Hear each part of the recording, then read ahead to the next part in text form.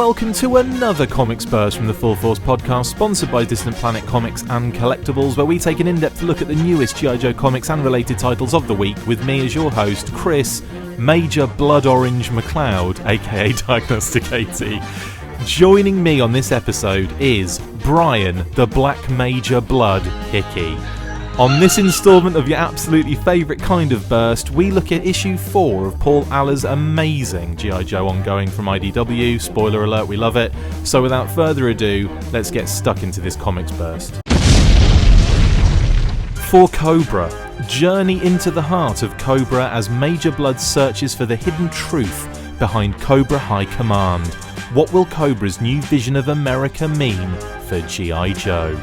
Yeah, so thanks again for jumping on, Brian. Now, we just spoke about issue 3, and what I found, what I'm going to say immediately off the bat here, before we get into the covers, is we've got a different art team on this, or a different artist on this issue. I really enjoyed this. I enjoyed the look and the feel of it, but it does have almost like a completely different vibe to the previous issues because of that art, doesn't it? Well, do you know what? It's not in a bad way, from my opinion, by the way. Well, I know we're going to jump to the end of the show here. This is my favourite of all the 4 so far. So, 20,000 potatoes? I can't tell where we're at now. But at first, I was taken aback because I didn't even read the credits. Just went straight in, and that first panel immediately recognised a different art style, and what a first panel, which we'll talk about in a few minutes. Yeah.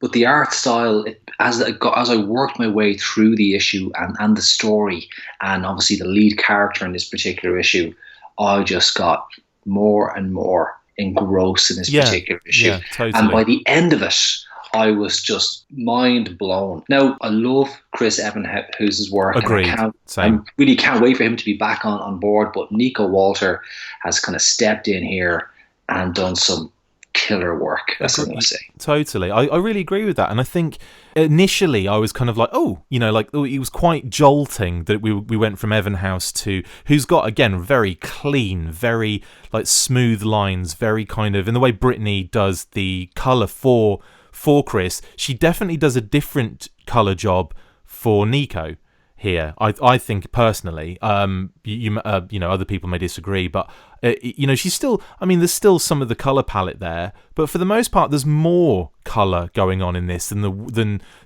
in the other style of the comic that is done with Chris. And again, I think both styles are great, but it works so well for Major Blood, doesn't it? I think that's this kind of like almost like scratchier, sketchier style does have a really good feel about it for this bad Major Blood. Yeah, it's let's say it's gritty. This is a very character-driven episode. Yeah. But it's Major Blood's character, so it's really gritty. But with Brittany Pierce still on the colours, there's a continuity in the art style that hasn't gone into a completely different look and feel. Yeah. I'd say the colour palette is kind of consistent with what we're kind of used to in this particular run. So that first cover then, pretty cool. It's almost like a front of Time magazine, isn't it? Chronos magazine. Yeah. I love it. It's brilliant. It's like I feel like it's like I think that is a Time magazine homage joke, isn't it? I think. Man of the Year, Visions of a New America. Wow, yeah, it's a Time parody for sure. There's like an apple there with a bite taken out of it, and a chessboard with only 2 pieces on it. It's such a brilliant, like, it obviously homages a Time cover somewhere, doesn't it? I'm going to have a look at all the Time covers now. Well, it's a classic checkmate move with the king and a rook cornering a king into another corner, basically. The symbolism of a lot of it is over my head. We've got strategy, we've got the apple in the Garden of Eden maybe, and a bite taken out of that, and a very sublime looking Cobra Commander sitting, overlooking it all with his hands joined together. A really nice cover, really fun, like a fun homage there. The other one is also pretty interesting, isn't it? And that's basically, I want to say, Stalker and Fadeaway are kind of hiding in like a shop, or they're hiding in some sort. Yeah, I think it's a shop. with two Vipers outside in the street kind of walking past. Yeah, I mean, this is, again, it's that kind of theme that we see with some of the alternative covers with G.I. Joe on the run or kind of hiding out.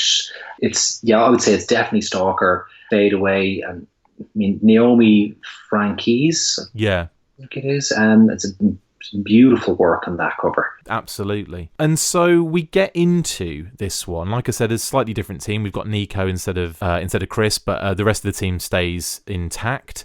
And we start off with this brutally violent opening panel with like a splash page, really, with Major Bludd just having like literally strangled someone with a wire. We can see that it's a Cobra Trooper because he's got the Cobra emblem on his uniform, and he's collapsing. It's immediately you're like, what the hell's going on here? Because we just wrapped up issue 3 with Bludd being summoned to essentially explain how Cobra military convoy got destroyed and a bridge got destroyed. So we're expecting him to be kind of, getting dressed down by Cobra Commander and the Baroness, and instead what we have here is him in full, violent outburst with a garrote and a dead Cobra Trooper, and it's like, what's going on here? I mean, there's definitely this one is definitely more violent. It's definitely more kind of, you kind of get taken on this little journey with this character. Again, like the previous issue, in fact, all the issues we've had so far have been very fast paced, and this one there's a more calm consideration, isn't there, on their part? More panels, more talking, more kind of dialogue to like make you understand what's going on in this storyline, but also the perspective of Major Bludd effectively kind of doing a little bit of detective work. Yeah, so I mean, the pace, we have this kind of, really intense first full page panel, and then we go to 5 years before, and Bludd we start to get some backstory on Bludd, and there's a lot of stuff in there maybe that's familiar to us. He's Australian, his time in the military. Yeah. And we get some sort of mention of some of the military campaigns he worked on, or that he fought in as part of his time in the army, and then how he becomes a mercenary, and that's where he starts to do freelance work for Cobra. He's having a chat with, is it Damon or Demon? Yeah. This is 5 years prior to the events in these comics, and he's just he's collecting a bounty effectively on this Mr. Brocca that he's terminated. Yeah. And he starts to, as he sort of reveals his backstory, he says that as he discovered more about Brocca, he realized that they had more in common. He had more in common with his victim than he initially thought he had. Yeah. And his understanding of what he thought Cobra was and what he comes to realize they are two very different places. We also get kind of almost, I'd say, a revisiting of the first issue, where we see Tiger crossing paths with Duke, and the fact that pictures were taken of that particular, I wouldn't say meeting, because it wasn't a meeting necessarily, but the fact that Tiger is now in with the Joes, they've almost like kind of followed that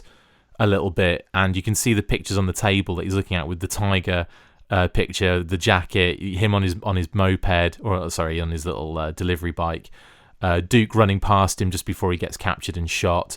I wouldn't know who's taking those pictures, but I suppose it's like CCTV footage, isn't it? That's probably what it is. Yeah, because it's definitely like an elevated view, so you'd assume it's kind of CCTV, and you have as you say, so we've had that little flashback, and now we're close to the present day, and he's in the debriefing with Baroness and Cobra Commander and Demon, and what he's telling them is that he's on the case, investigating G.I. Joe, but what he doesn't tell them is that he's already almost completed that investigation.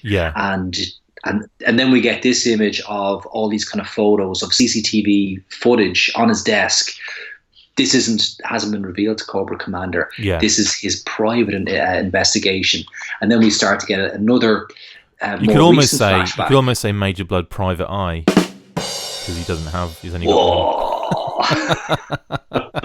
one. That was a bad one eye, Jake. But yeah, No, dude, you're on fire. That's a deadly one I eye should joke. be on fire. I will be on fire eventually, I think. Yeah, and this is quite a harsh part, isn't it? Because they come back to the people that we again saw in that first issue who would converse with Tiger. Yes. And he's basically, having one of them taken away and interrogated, and the wife's in tears and all that kind of stuff. So it's real, again, hard hitting, brutal. I mean, it's 1984. It's Big Brother. It's pretty grim stuff here. So like he's obviously tracked Rithy or Tiger to this grocery store. He's reefed one of them, even though they've told him all they know. By the time they've got him out the door, he's like, yeah, we're going to Mindbenders and we're going to get more information out of this guy. Jeez, man, Mindbender. And also, I love that we see Sheila, his dog, in this one as well. I love Sheila; she's lovely. And and again, like, I do like this, following Bludd around to see his lifestyle, to see what his place looks like, which is actually quite a nice place. You'd expect him to like live in a blooming dreadnought hut, wouldn't you? Like the way he looks. But, he's in this really nice kind of penthouse suite. Yeah, I mean, it's spacious, it's big, he's got this lovely balcony looking at. I mean, this guy's living the high life, Thanks to Cobra. They pay well. Cobra provides, as we've heard. In fact, we should sign off with that from now on. We should sign off with Cobra provides, or the full force provides, if you're a patron. I'm just kidding. Okay. But also, and he continues his investigation, and again that leads him into Mindbender's kind of secret laboratory, which is very cool looking, isn't it? So, I mean, this is on his quest for the G.I. Joe secret base. He stumbles across a Cobra facility that he didn't even know existed. Yeah, and I love the change up in color here as well. By the way. Like what Brittany does with the colouring, you go from all this kind of like dark. Each kind of stage of this comic is coloured in different ways, and it really does make it clear that they're all separate parts. Do you know what I mean? Absolutely. I mean, that's part of the real magic that the colorist brings to any comic. And Brittany Peer does a superb job. We go from the gritty, seedy, almost kind of film noir look and feel of his apartment down into the sewer, and then we come into this place of light. It's light and color, and it is a completely different world from what Bludd is used to, and I think it starts to symbolize there's a change in Bludd's perception of Cobra when he stumbles into this facility. Because who do we see big and bold up on the big screens up on the wall is Destro. And we learned from Bludd's backstory that Destro was providing weapons to the Taliban, which the Taliban used to essentially decimate Bludd's forces when he was stationed with the army in Afghanistan. I love that they're kind of lining all of these characters up to have real issues with each other. It's not clear, it's not clean, it's not black and white. It's all there's a lot of grey areas within these characters. I'm not saying Bludd's a good character. I'm saying that he's complex, and there's this. He's a complex character, yeah. And there's this thing with, and I say he's still bad, but it's the fact that he has this issue with Destro, which is something, and then Destro's also supplying weapons now to G.I. Joe. And it's just like, there's all these like layers to this story, which I think if you're not really paying attention, you might miss. And this one is a good one in that Bludd gets kind of caught trying to snoop around, and he realizes at this stage, well, if he gets made, then Cobra's just going to kill him.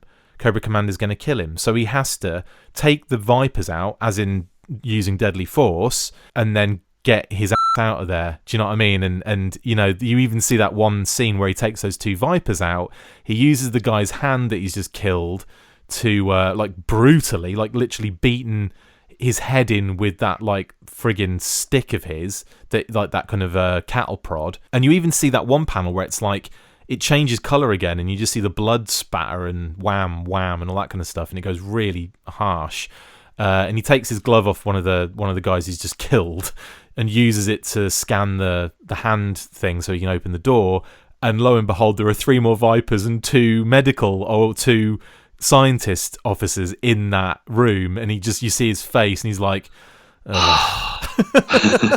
Yeah. So he knows that those 2 aren't the last people he's going to kill in that room, put it that way. I mean, it's a pretty visceral couple of pages there there's a whole page and a half given to this, 2 pages effectively given to this fight sequence with the 2 Vipers. Very little kind of dialogue over that. It's mostly action, and ends with him bludgeoning a guy to death with a baton, essentially. And then, of course, it fast forwards to or flashes to Demon's apartment. She's at home. She has a family there. We can see her wife and kid, and the phone is kind of binging, and she gets an emergency call to kind of dial into Cobra Commander. I love it when Baroness and Demon talk to Mindbender to find out the whole situation and what's going on.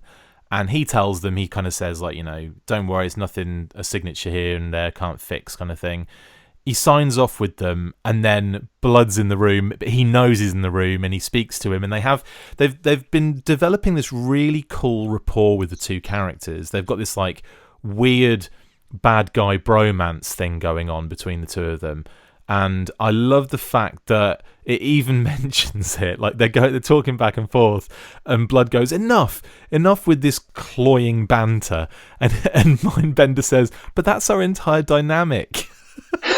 It's a lovely touch. I love those little lines, like these little bits of humour in there, which again, if you're reading through this, you might not necessarily kind of, really pick up or don't really notice as really funny, but I think it's just great.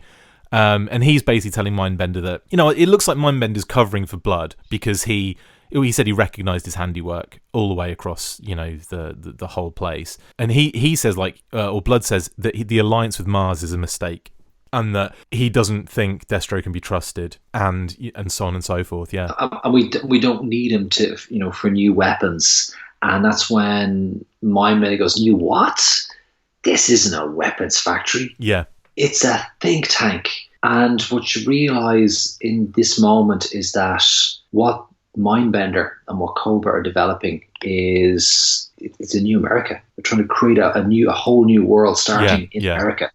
It's a massive reveal, and it makes us kind of, we're not entirely sure now what Cobra Commander's endgame is. Yeah, to me it feels like he wants to, there's an element of wanting to shape the world in his vision, but that doesn't necessarily mean a free life. It doesn't necessarily mean what people are used to, but that he's also trying to trick people into, not trick them, but we don't really know, do we, at this stage? We're this is all kind of up in the air. Maybe he's doing it just so that Major Bludd is on side. Do you know what I mean? Or that information is being kind of given to Bludd almost to get him on side. I think there's a lot still to be revealed here. We're just getting a little peek behind the curtain as to what Cobra Commander's endgame might be, but it's left Bludd in a dark place because he certainly doesn't feel himself aligned with Cobra's values anymore. I know, it's crazy. Really good issue. And then finally it says, here's the other thing you wanted, throws a file on the table for him, just after all that's been kind of, revealed and explained. And he goes back home. Oh yeah, and you see him walk away from the table, and it's that Wreathy Kai. It's Tiger. It's his file, but his actual real. So obviously they obviously got the information, or Mindbender got the information that they needed out of that guy, and then obviously did whatever they wanted with him. So I mean that's the other thing living in this world is like, if you're in the wrong place at the wrong time, then Cobra are going to want you, and they're going to dispose of you after they're finished as well. Like that's another problem. So I mean, it leaves us, I suppose this issue ends with Major Bludd. He's determined to track down G.I. Joe. He seems to have a solid lead now, which he didn't have before. But he's also massively disillusioned with Cobra as a result of what he's discovered there. And and knows Destro is also in it. So he basically ends where he wants to destroy G.I. Joe, destroy Destro and Mars, and take down Cobra Commander and Cobra. It's like we have this whole new faction starting to form around Major Bludd at the end of issue 4. What an issue. It's a banger. You've already kind of given the game away, but what score are you going to give it anyway? That's actually still a mystery to me, because we can only do 5s, but you still sometimes pull out bigger ones. Oh dear. Oh, well, do you know what? I'm going to go with the 5 again on this. I mean, it's just. I mean, it's the guys have kind of steered it into a different place. I actually think the different art style worked well on this, because we've gone into the mind of Major Bludd, which is a dark place, and Nico Walter's art really, it suited that dark place really well. I agree on that. I think we're going to get back to Chris Evenhouse on the next issue, if I'm right. I mean, I know, because I get the issues before anyone else does. Don't tell anybody. I'm just kidding. But no, like, I have seen snippets, shall we say, of issue 5, and again, we're in for a treat. I'm loving this series, like genuinely loving the series. Like, it's a really cool alternate universe for G.I. Joe fans to kind of play around in for a little while. You know, like, we've got A Real American Hero still going. We've got Snake Eyes movie coming around the corner. We've got, new toys around the corner, which we're gonna see more of at Toy Fair. So the universe of G.I. Joe is starting to come around again a little bit for me. It's starting to kind of show signs of life, and this is one of the strongest signs of life for me, in something new and fresh and different and really interesting with these characters. Do you know what? If this, I mean, obviously, always love the Real American Hero series with Larry Hama, and the art, the respective art teams that have come in and out in that particular series. Neto Diaz and Robert Atkins. It's fantastic. But this alternate series, and I don't even like calling it an alternate version of G.I. Joe. If this became the main canon for G.I. Joe, if the movie universe fell in line with this, if more kind of products sprung up around this, and it doesn't even have to be toys. I mean, it could be more comics, more books, tied into the video game universe that's starting to develop again, hopefully. And of course, if toys did come in hot on the heels of this, I think it would be fantastic for the G.I. Joe mythos. This is a superb piece of fiction. I love what Paul Adler has created here in terms of the characters, the story. I don't want to call it an alternate G.I. Joe anymore. I think this is what it should be. This should be the number one. Big, bold claims from Brian Hickey there. But no, it's really cool. I'm loving it too, mate. And shout out to Paul, shout out to Chris, shout out to Brittany, shout out to everyone involved. Loving this at the moment. Also, shout out to Nico Walter as well. He did a cracking job on that last issue. We'll be back again very soon for Snake Hunt part whatever we're on now. 269, I want to say. I could be wrong. But whatever, on the next issue, which is out, I believe, tomorrow. So, we'll be back. We're not going to be recording tomorrow. We're going to be recording it next week, hopefully, along with about 12 more Disorder of Battles, Brian, as well. We've got to do a couple of Disorder of Battles in the works. Looking forward to finishing the mini comic run. Well, I've got my work cut out for me. I've got a lot of docs to knock up in the next couple of days. I think we've got 3 mini comics left to cover. So yeah. They're short though. They're nice and short. Yeah. Short. Yeah. In any case, thanks for jumping on, buddy. I really appreciate it again. My pleasure. Thank you so much. That's it for this instalment of the Full Force Comics Burst. Thank you to my awesome co-host Brian Hickey. See you next time, and as always, Cobra provides.